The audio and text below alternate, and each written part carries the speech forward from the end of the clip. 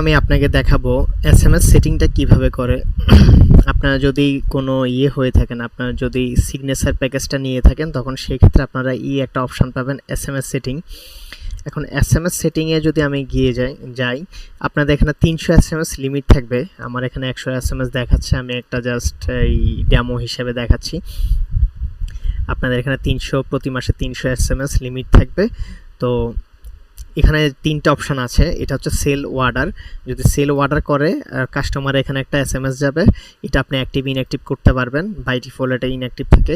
Sales invoice, কেউ যদি কোনো একটা প্রোডাক্ট পারচেস করে বা সেটা টাইলস পারচেস করে, সেই ক্ষেত্রে বিল হওয়ার পরে ওনার মোবাইলে একটা এসএমএস যাবে যে উনি মোবাইলটা এই টাইলসটা কিনেছে, কত টাকা টাইলস কিনেছে, জাস্ট কত টাকা ডিউ আছে। আর এটা হচ্ছে চালান। যদি কোনো চালান করা হয়, চালান করার পরে কাস্টমারের কাছে একটা এসএমএস যাবে যে আপনার প্রোডাক্টটি চালান হয়েছে। তো এটা হচ্ছে তো আমরা এসএমএসটা কীভাবে পাঠাবো? অল কাস্টমার, আমাদের এখানে যেহেতু এখন কোনো কাস্টমারের ডিউ নেই, তো আমরা একটা কাস্টমারের ডিউ ক্রিয়েট করে নেই। আমরা যে কোনো একটা শোরুম থেকে একটা সেল দেই, যে ধরেন মেহেদি হাসান, উনি ভাউচার নাম্বার এত টাকা, ভাউচার নাম্বার এত, চালান এত, উনি ক্যাশে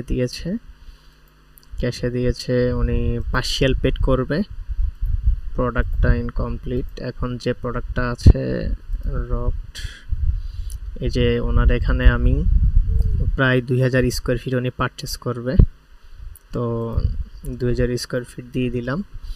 এখন এই টাকাটা উনি কোনো টাকাই দেয় নাই। আচ্ছা, এর মধ্যে উনি ধরেন 32,000 টাকা দিয়েছে, 1,32,000 টাকা বিল হয়েছে, 32,000 টাকা দিয়েছে, বাকিটা এখনও দেয় নাই।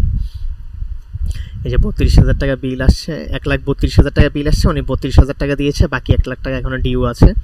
ওনার এখানে সেল করলাম, করার পরে এখন আমি লিস্টে গেলাম, লিস্টে পরে এই যে ওনার একটা পার্শিয়াল আছে, পেড আছে। এখন আমি পেমেন্টে যাব।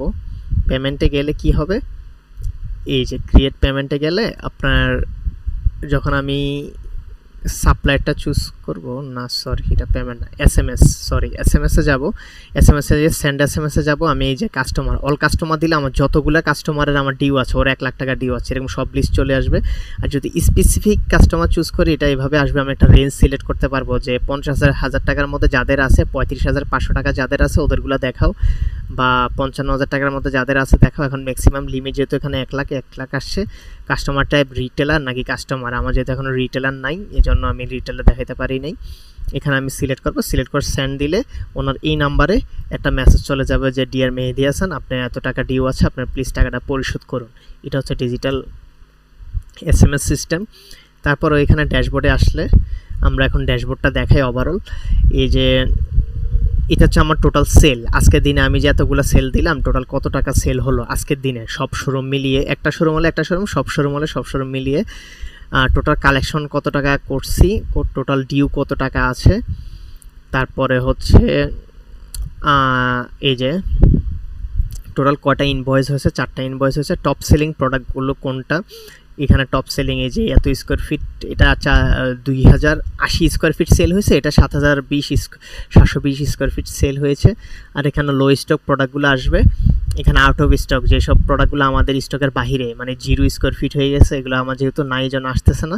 এখানে আমার কয়টা কাস্টমার, কয়টা রিটেলার, কয়টা সাপ্লায়ার আছে, এগুলো আসবে। এখানে আমার সেল ভার্সেস পারচেস, মানে কীভাবে কত সেল করছি আর কত টাকা বিক্রি করছি, এখানে আমার একটা গ্রাফ দেখা যাবে। তারপরে এখানে আমার কাস্টমার ডিউগুলো, এখানে যেহেতু মেহেদি হাসান আর আমার 1 লক্ষ টাকা ডিউ আছে, সেটা দেখাচ্ছে। আরও এরকম অনেক কাস্টমার আছে যেগুলো পরবর্তীতে ডিউগুলো আসবে। আর সাপ্লায়ার, কোন মির সিরামিক আমার কাছে 7,700 টাকা পায়, ওই যে সাপ্লায়ার ওয়াইজ ডিউগুলো। আর এখানে শোরুম ওয়াইজ সেল, আমি এখানে চাইলে ডেট ওয়াইজ দিতে পারবো, ডেট ওয়াইজ আমি শর্টিং করতে পারবো, মান্থ ওয়াইজ লাস্ট 6 মাস, এবার ডেট ওয়াইজ আমি শর্টিং করতে পারবো কোন শোরুমে আমার কত টাকা সেল হয়েছে। এটা যদি আপনার সিগনেচার প্যাকেজ হন, সেটা আপনি পাবেন। এটা হচ্ছে আমার ওভারঅল ড্যাশবোর্ড। তারপরে হচ্ছে আমি এখানে রিপোর্ট সেকশানে যদি যাই, এখানে আমি আমার একটা প্রোডাক্টের জাস্ট কোডটা আমি কপি করে নেই।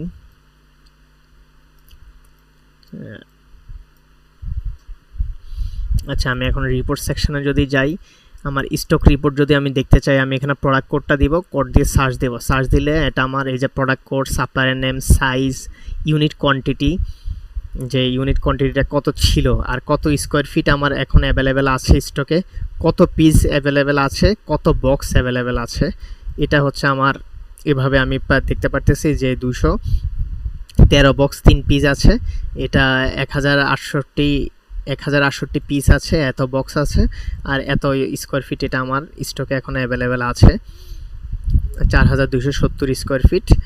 আর সাপ্লায়ার ওয়াইজ স্টক যদি আমি এখানে আরেকে মিড সিরামিক চুজ করি, এই যে এখানে আমার সাপ্লায়ার ওয়াইজ স্টকটা চলে আসবে। এটা হচ্ছে আইটেম কোড, এটা হচ্ছে এই যে 12x12 মিড সিরামিক 5 পিসের, এটা কত পিস আছে, এটা 24x18 24x48 6 পিসের, এটা এখানে কত পিস আছে এটা আমি এভাবে দেখতে পারবো।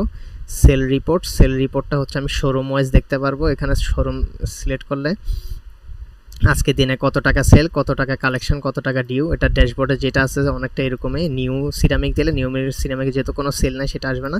এটা হচ্ছে প্রোডাক্ট লেজার, এটা আগেও দেখেছি, account ledger, customer ledger, supplier ledger, customer wise ডিউটা এখানে আমার সব কাস্টমারের ডিউগুলো চলে আসবে, এটা আমি একসাথে সব দেখতে পারবো। এখানে রিটেলার, এখানে কাস্টমার, এখান থেকে আমি সব কিছু দেখতে পারবো, আমার কাস্টমারের টোটাল ব্যালেন্স কত আছে, টোটাল ডিউ কত আছে। তো এটা হচ্ছে আমার রিপোর্ট সেকশন। আর এখানে নোটিফিকেশান আসবে, কোনো কিছু নোটিফিকেশানগুলো এখানে দেখা যাবে। এটা হচ্ছে ডার্ক মোড, এটা হচ্ছে লাইট মোড। তারপরে এখানে যদি আমি যাই প্রোফাইলে, এখান থেকে আমি পাসওয়ার্ডটা চেঞ্জ করতে পারবো, এখানে অল নোটিফিকেশানগুলো দেখতে পারবো। এখানে হচ্ছে আমার এই সব কিছু দেখা যাচ্ছে আমি কোন প্যাকেজটা নিয়েছি। এখান থেকে আমি থিম চুজ করতে পারবো, আমি ডার্ক মোড, ডে মোড এখান থেকে দিতে পারবো। এখানে আমি কালার চুজ করতে পারবো, তারপরে এই যে এখানে আমি বিভিন্ন কালার চুজ করতে পারবো, কালার চুজ করে ওটা আমি সিলেক্ট করে রাখতে পারবো। এটা আমার সাইড মূলগুলো সেই কালার হবে। এখানে আমার এই ফন্ট সাইজটা বড় ছোট করতে পারবো, ফন্ট সাইজটা বড় ছোট করতে পারবো, ফন্ট সাইজটা বড় ছোট হবে। এখানে পেছানো দিলে স্টাইলিশ করতে পারবো, সেভাবে এটা সব কিছু মানে ফুলি কাস্টমাইজেবল। সো থ্যাংক ইউ, আশা করি বুঝতে পেরেছেন। যদি কোনো সমস্যা হয় আমাদের হেল্পলাইন আছে, হেল্পলাইনে জানাবেন। সো থ্যাংক ইউ, আসসালামু আলাইকুম।